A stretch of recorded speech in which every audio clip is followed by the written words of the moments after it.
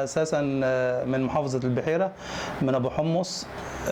جيت هنا المنطقه ديت من 98، وبعت اللي ليا هناك مثلا او اللي كان عندي هناك. ما كانش كنت في معاناه هناك طبعا، بعد ما خلصت جيش وكده وعايز اكون نفسي واتجوز وكده. فجيت اشتغلت هنا حوالي 7-8 سنين على ما اشتريت حته الارض ديت، وبعدين بنيتها برضو بالمعاناه والشغل والتعب والعرق. لما جينا اشترينا الارض يعني كان في ناس بتقطع، بياخدوا فدادين. الفدان مثلا هو كان ارض زراعيه، وبعدين كده بيقطعوا وبيقسموا شوارع، وبيبيع بقى مثلا المتر بقد كده. رحت انا اتفقت معاه واشتريت، وخدت ال 100 متر دي بالقسط. فضلت اسدد فيها برضو كده ولحد ما خلصتها، وبعد كده بنيتها برضو واحده واحده بس ما نعرفوش ان هي مخالفه ولا ان هي ممنوع يعني. دخل لنا المرافق، دخل لنا صرف صحي، ودخل لنا ميه شرب، وفاضل هي الكهرباء بس. جايين دلوقتي بيقولوا عايزين قانون تصالح، واحنا اساسا معناش نجيب ندفع الفلوس بتاعت قانون التصالح دوت، ولا كرست الشروط دي اساسا ب 2500. يعني انا لما سالت اصلا ايه قانون التصالح ده، قال لك روح تشتري كراسه الشروط ب 2500 وبعد كده تبدا تعمل. قلت لهم هجيب 2500 منين لسه لما ابدا اساسا في الاجراءات؟ امال اللي جاي بعد كده قد ايه؟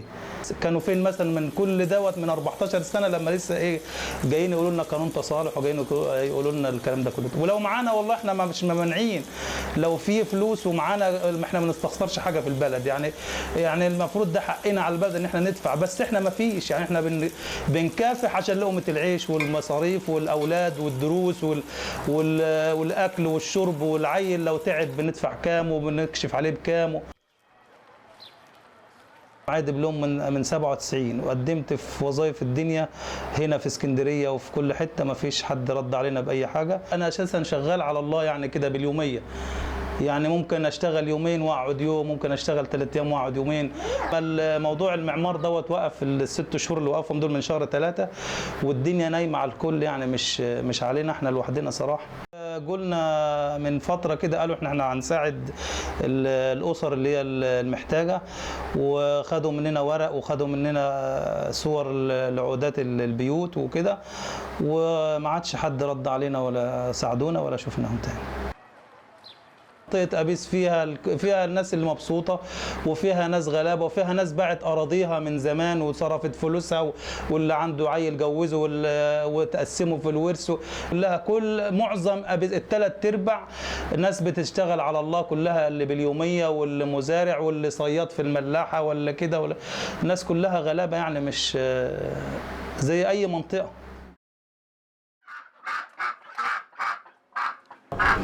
كنت ساكن في نادي الصيد وجوه بيت العيله، وانا جيت اشتريت حته ارض في ابيس هنا السبع المطار، فاشتريتها من صاحبها. قال لي دي ارض ملك متخلصها تبع وزاره الزراعه، مخلصها صاحبها ودفع عوايدها والكلام دوت. اشترينا الارض دي على اساس ان هي مش ملك للدوله، ملك لصاحبها، لشخص يعني.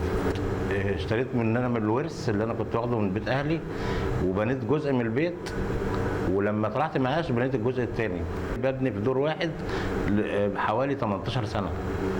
بعد ما خدت المكافاه كملت البيت، يعني البيت كان مبني بس حيطان، لما خدت المكافاه ثبت السقف. ورحت عشان اتصالح، لقيت ان في كراسه شروط مع الجيزاني هي ب 2500 جنيه، فانا مش قادر اروح عشان المبلغ نفسه مش قادر اجمعه. انما انا بيتي اصلا صغير يعني 60 متر، ممكن ما يعملش عدد امتار كتير وفلوس كتير، ممكن 700-800 جنيه 1000 جنيه. انما اللي معجزني حكايه كراسه الشروط ديت، هخش لي في 4-5000 جنيه وانا ما معيش، لان بقبض معاش 1000 جنيه. وانا كنت شغال كاتب في شركه ملاحه، فلما طلع بقى معاشي 1000 جنيه بقيت اقول الامر لله بقى، وقعدت في البيت خالص مستني بقى لما العيل يقبض يشتغل شهر وشهر لا كده، واخد من ابني بدل ما اديله باخد منه. فانا موافق ان انا اروح اتصالح، بس انا ما معيش ان انا اروح اتصالح.